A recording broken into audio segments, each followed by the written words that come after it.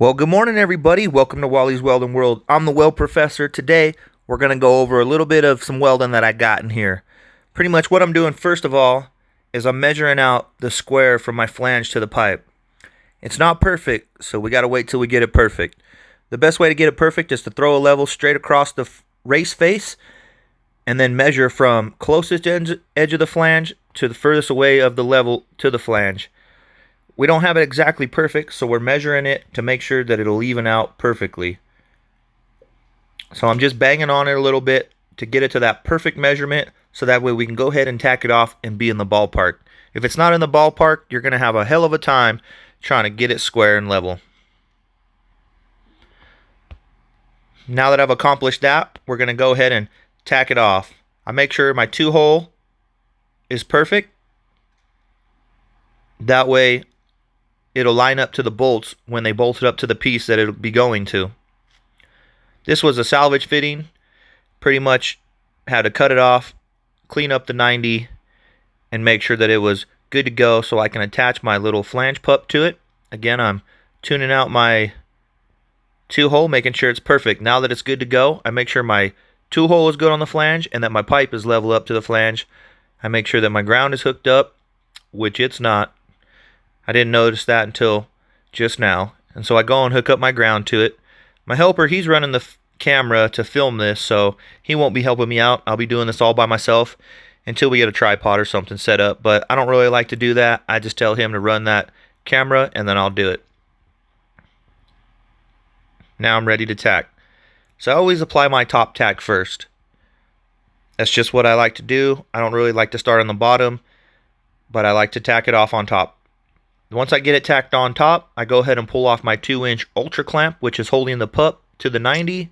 You can see me pulling it off right now.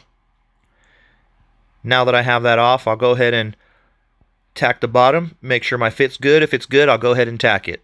This is what you call a hinge tack. When you tack the top and the bottom, it creates a hinge. So that way when you roll the pipe up, it'll now have a hinging point to be able to either wedge it or smack it into levelness. I like to grind my starts just to kind of give me a little bit more of, an easier way to move that piece once I've tacked it up. So go ahead and grind it.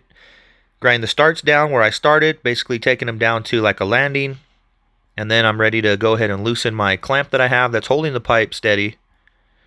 Roll my pipe over, put my level on top, and then go back over to my flange and make sure that I'm level. I always make sure this is level before I decide to level up my flange, because if this is not level and you level up your flange, it's not going to work out. You got to make sure it's square and level. So you see here, it's not really level. So I just take my hammer and I just kind of smack the flange a little bit till it's level. This is just my method. You can use a wedge if you want, but I don't like to destroy the landing and the bevel where I'm trying to weld. So I just kind of tap on the flange because the hinge tacks will allow it to kind of move over. If you're not careful though, and you don't have it in the ballpark, smacking this flange could end up breaking those tacks. So you got to make sure that your tacks are not too weak, basically too small. You notice it's just a little bit on the throat side. It's going to pull right here. It always pulls in the throat. Every time I've welded a little long radius, 2-inch, 90 like this, it pulls in the throat. So you have a little bit of room way to make sure that it's not going to pull too hard. But remember, it is going to pull a little bit. So you like to have that level inside the bubbles. I think my helper's just pointing out the flag is flapping. I'm pretty sure he's all for America. Even though he's Navajo, I'm pretty sure he's all for America. So now I always like to beat it first in the throat. I'll put the root, aka bead. Oh, looks like when I was smacking it, I knocked my ground off. It just happens. I do have a clamp to hold that ground on there, but I didn't apply it yet. I just figured it was a random so I could go ahead and ground to the pipe. Now that I got my ground hooked up, I'm going to go ahead and run my bead in the throat first, because that is going to allow it to pull just a little bit to levelness. To my knowledge, every time I've ever welded, if you run the throat first, it'll pull just enough to level. So if you have it perfectly level, it might pull it too much. So I leave it just a little bit less than level, and I tack the throat first so that way it can pull just enough to make it level. Got to make sure you jump over to the other side and weld it as fast as you can, because if you leave it too much, it might pull a little bit too much. So I'm just beading out the other side of the 90. Get a good bead in there. Yes, it is downhill. They always want me to run a downhill bead. I can't run an uphill bead. I mean, I could, but it's just not really or realistic what they want me to do. This is the way they want me to do it, so this is the way I do it. I got to follow the weld procedure. I don't weld out of the weld procedure. I do what they want, and that's it. Now that I've put my bead in there, I've already grinded it. I didn't show you guys the grind process because I figured it's kind of boring, and if you don't know how to grind your bead, then it's not going to really work for you. But I always leave a little bit of the wagon trails on that bead, so I don't grind it completely thin. Now I do have to run it uphill. This is 70-10, or my bad, this is 70-18. That is a 332 rod. I always like to position myself really well. That way I can go ahead and run the whole rod and not have to break arc. Because breaking arc will just allow complications for people. So get comfortable and learn how to run that bead, that hot pass, all the way up in one shot. You want to make sure you get it in one shot. That way you're not really fighting a start and stop in the middle somewhere, causing it a weak point. I just like to get comfortable and run that hot pass all the way up. It's just 2 inch, it's little, so I'm just using 332s. I don't really use any bigger rod than 332 on 2 inch, especially if I have to go uphill, even though the bead was done with a 1/8 60-10 downhill rod. People run 60-10 uphill, just not really what I'm supposed to be doing. Now that I've ran that side, I go ahead and chip the flux off the bottom.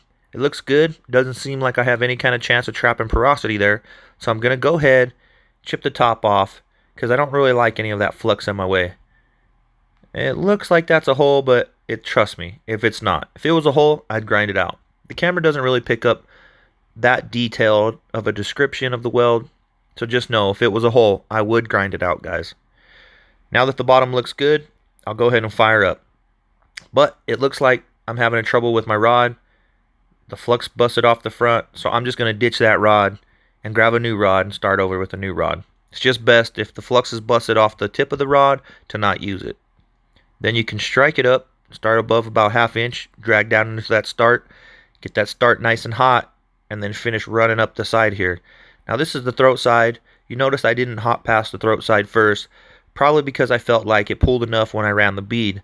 So you kind of try to make the process evenly. Run the throat with the bead, then run the other side of the 90, then fill it up on the other side of the 90, then fill it up on the throat side. You got to keep in mind that anytime welding a throat on a 90 is probably going to pull just a little bit. It's not going to pull excessively, but it's definitely going to pull a little bit. So keep that in mind when you're leveling up stuff and squaring it and making it plumb, that there's a possibility that it could pull in the throat. Some people like to put tacks on the sides. I don't like to put 4 tacks on my welds. I just like to 2-tack my stuff. It's just my style. It's just the way I roll. You can hate me or love me for it. It doesn't matter. This is just how I like to weld. You can learn something from me, or you can just let it go in the wind. Looks like I got a nice, good, penetrated hot pass. At this point now, I'm going to go ahead and buff it off. And you can notice that I kind of flush it out most of the way. Pretty much most of the way. I don't like it to hump up too much when I'm hot passing, but I like to hold them sides long enough to where I don't have slag trapped in the sides. That way I don't have to run my grinder through it, and I'm able to just to cap. And again, now I'm starting in the throat, and you'll notice it's just personal preference. You can start on either side. I feel after the hot pass, it's really not going to pull much, but out in the hot pass, you got to keep it evenly or opposite of what it was when you ran the bead. And another thing I've always told you guys is to be comfortable. So when you run that rod, make sure that you're comfortable, because you don't want to have to arc out of the bevels, and you don't want to have to stop and break arc and relight your rod. Because sometimes if you relight that rod, you might have to, I don't know, grind a spot because you either trap slag or you trap porosity. So just keep in mind that running the rod all the way up is the best solution. I like to run my rod all the way up from the bottom on 2 inch because I can, and it's just easier for me. Some people like to weld that 2 inch with 1/8, but I keep it simple, and I keep it 332 rod. Some people get really shaky on this rod, so they got to hold that rod, but I feel like I'm able to manage it really well. And I like to run that throat first, because in case it did pull back the other way when I ran the hot pass, it'll now pull back. I do chip the slag on the top. I make sure that I get rid of all that slag right there on the top. And I make sure I get rid of all the slag on the bottom too when I tie it in. So I chip the top off so I have a good tie-in point, and then I'll chip the bottom slag off to make sure I got a good starting point. Once I feel confident, I go ahead and load my other rod and go after it. Now you see me give it a little bend there. That's just for positioning for myself. I just feel it's easier to hold the rod like that when I bend it. A lot of people ask me why I bend the rods like that. It's all personal preference. Some people like to hold it the rod holder different, so it's just my way I like to hold the stinger with the rod. The stinger I'm actually using now is an Optimus 300. It was given to me by somebody on Instagram, which is absolutely just awesome. I appreciate this. And he's just a really nice guy. As you see, I now am still glowing on the inside, which is a good sign because I'm carrying a little bit of heat. And you got to be able to carry heat. If you carry it too cold, then you might be trapping slag. And you don't want to trap slag. And again, positioning and posture is important. You got to make sure that you're comfortable. If you're not comfortable, you have the possibility of arcing outside the bevels. And you don't want to arc all over the pipe. You want to make sure that you're filling it up and getting the bevels consumed. That way you're not leaving a little bit of undercut. It's a real simple tutorial. It's kind of like a 5G low-high test, but it's not even a test. It's an everyday thing for me. I got to make welds. I hope you enjoy this tutorial. It's nothing special.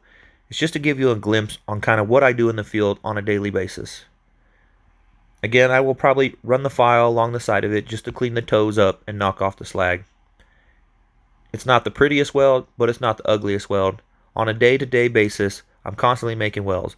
I always strive for perfection, but you know well as me, I'm not perfect and I can't make everything perfect. I can only do my best.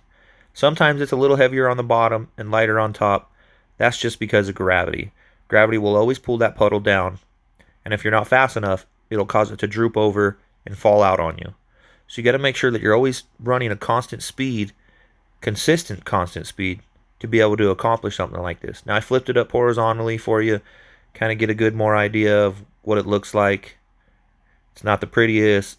It's not really the ugliest. I mean, it is what it is. And then I also show you guys that it leveled out. It became perfectly level. That's my little tutorial for you today. If you like it, hit that like button. Subscribe to the channel. Share it with your friends. Definitely leave a comment. We'll wrap to you guys later. You have a great day. Peace out. I'm out.